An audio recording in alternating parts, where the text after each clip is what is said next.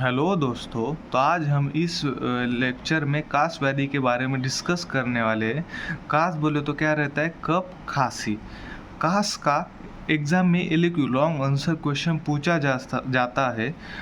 तो इस वीडियो आपने अंत तक देखा तो आपका पूरा लॉन्ग आंसर क्वेश्चन इसमें है ना कवर हो जाएगा, जिसमें हम है ना कास व्याधि के हम निदान पंचक डिस्कस करने वाले हैं। ठीक है, आपने अभी तक चैनल को सब्सक्राइब नहीं किया तो सब्सक्राइब करें, और चैनल पे ऑलरेडी कुछ वीडियो को हमने डिस्कस किया है, वो जाके आप देख सकते हो। ठीक है, तो चलो विदाउट वेस्टिंग टाइम हम कास व्याधि के बारे में डिस्कस करते हैं। कास क्या है? एक स्वतंत्र व्याधि भी है, और अनेक रोगों में वो क्या लक्षण स्वरूप दिखता है। एक स्वतंत्र व्याधि भी होता है, वो अनेक रोगों में क्या वो लक्षण स्वरूप भी होता है।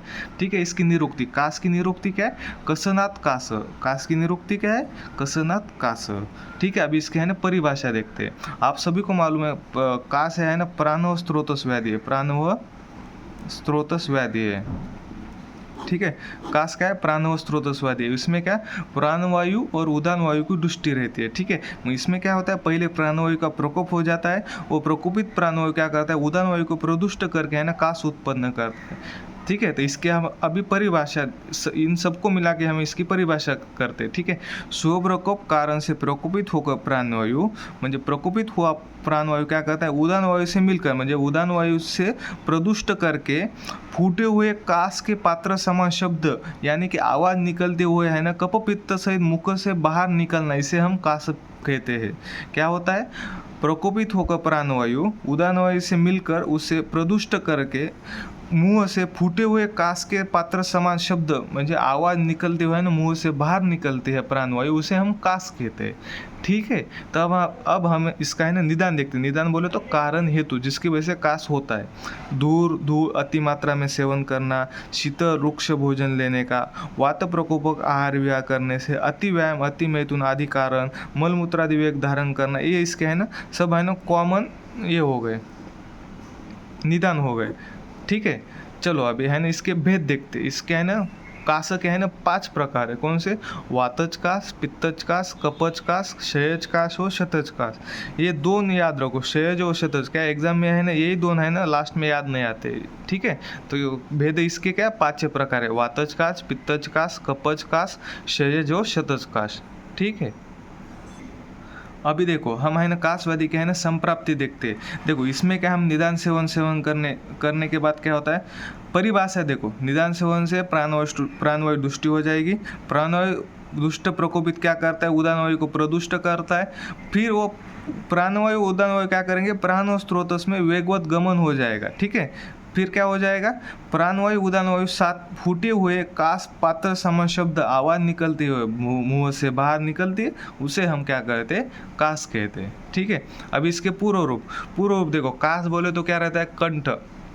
कंठ में क्या होने? खुजली रहती है। ठीक है, कास आते टाइम कंठ में खुजली रहती है। फिर खुजली से क्या होता है मालूम है? भोजन निगलने में असमर्थता। याद रखने का, खुजली की वजह से अपने को है ना भोजन निगलने में क्या असमर्थता होती है। भोजन निगलने में असमर्थता रहती है। अरुचि, म्हणजे मग भोजन का अपने को रुचि नहीं रहता है। ठीक है, इसके पूर्व रूप क्या? कंठ में खुजली, भोजन निगलने में असमर्थता, और उसकी वजह से अपने को अरुचि निर्माण हो जाती है। ये इसके हो गए पूर्व रूप। अभी हम है ना कास के है ना चिकित्सा देखते हैं।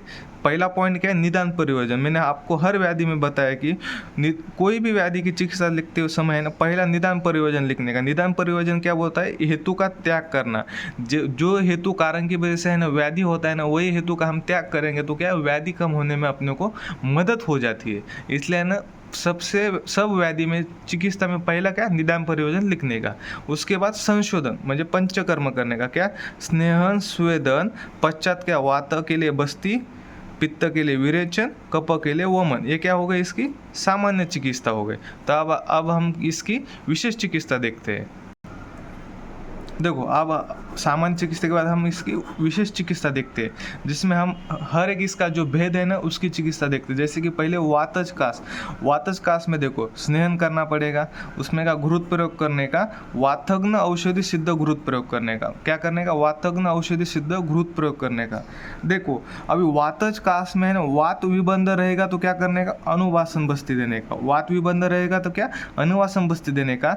वातज कास में पित्त अनुबंध रहेगा तो स्नेह विरेचन देने का। का, ठीक है। आणि कफ अनुबंधन रहा तो कफनाशक चिकित्सा करने का, ठीक है। वातज कास में क्या, स्नेहन के लिए घृत प्रयोग करने का। घृत कैसा, वातज्ञ औषधि सिद्ध घृत होना चाहिए, ठीक है। उसमें वात विबंध रहेगा तो क्या, अनुवासम बस्ती देने का। पित्त अनुबंध रहा तो स्नेह विरेचन देने का। कफ अनुबंध रहा तो कफनाशक चिकित्सा करने का। अभी इसमें है ना औषधि योग, मैंने इसमें औषधि योग है ना नाम से याद रखने का। देखो वात से वातज कास, वातज कास है ना, तो वात से क्या, विदंगादि चूर्ण और विदंगादि लेह, ठीक है। व से क्या, विदंगादि चूर्ण और विदंगादि लेह। और कास से, क से क्या रहता है, कंटकारी घृत, ठीक है। यह है ना अपने नाम से याद रखा, ठीक है। अब है ना पित्तज कास देखते।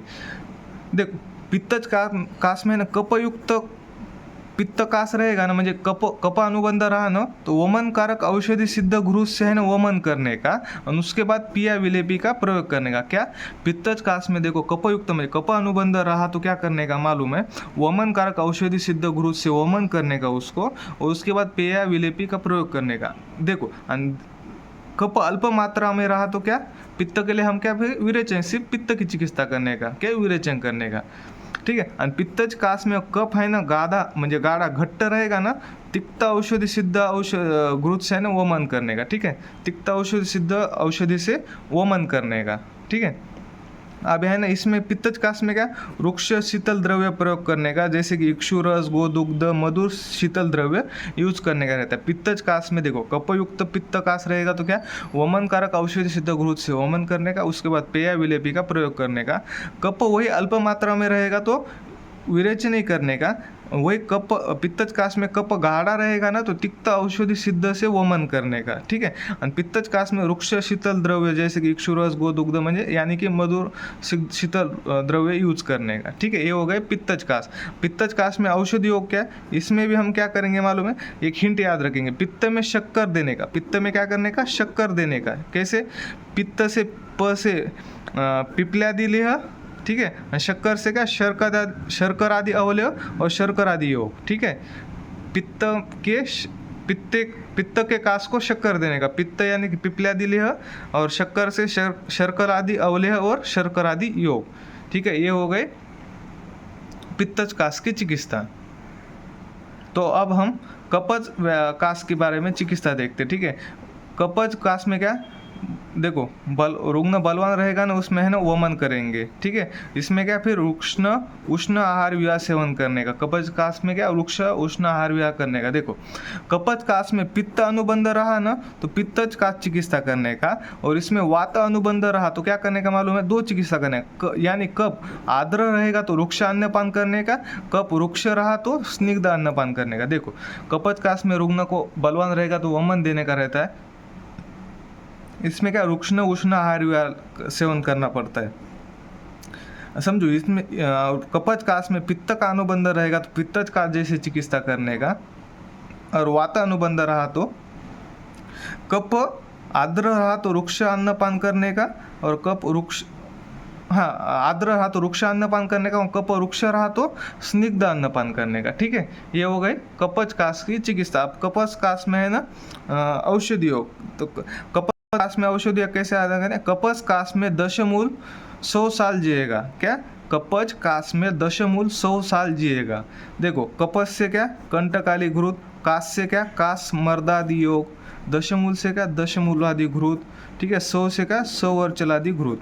कपज कास में दशमूल 100 साल जिएगा, ये हिंट हो गए। कपज से कंटकारी घृत, कास से कासमर्दादि योग, दशमूल से दशमूलादि घृत, और 100 साल से क्या, 100 वर्चलादि घृत।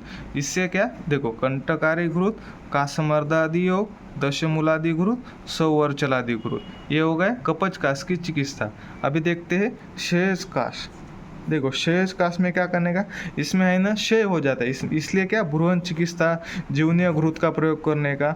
और इसमें व्यत्यास म्हणजे क्या, कभी वृक्ष, कभी स्निग्ध द्रव्य प्रयोग करने का, कभी उष्ण, कभी शीत, ऐसा है ना द्रव्य का प्रयोग करके चिकित्सा करना पड़ता है। इसमें क्या, स्त्रोतोशोधन के लिए मृदु शोधन देना पड़ता है, क्योंकि इसमें क्षय होता है ना रुग्ण का। ओके, अभी शतज चिकित्सा। शतज में क्या, यह है ना शीघ्र विनाशकारी रहता है, इसलिए इसकी शीघ्र चिकित्सा करना पड़ता है। तो इसमें क्या है, मधुर जीवनीय गंध द्रव्य देने का, पित्तज का समान चिकित्सा करने का। इसमें क्या, शतज में रक्तस्राव होता है तो उसमें क्या, घृतपान करने का, रक्तस्राव होगा तो घृतपान करने का। और दुर्बल रोग, दुर्बल अग्नि रहेगा तो यव को सेवन करने का। क्या, शतज काश में क्या, शीघ्र विनाशकारी रहता है। शतज काश इसलिए शीघ्र चिकित्सा करने का क्योंकि ये शीघ्र विनाशकारी है। इसमें क्या, मधुर जीवनीय गंध द्रव्य का प्रयोग करने का, पित्तज का समान चिकित्सा करने का, रक्तस्राव होता है तो घृतपान करने का। और इसमें क्या, रोगी दुर्बल रहेगा, दुर्बल अग्नि रहेगा तो यव को सेवन करने का। ठीक है, इसी तरह हमने काश व्याधि का पूरा डिस्कस किया है। आपको वीडियो पसंद आया तो प्लीज़ लाइक शेयर सब्सक्राइब करें। Thank you.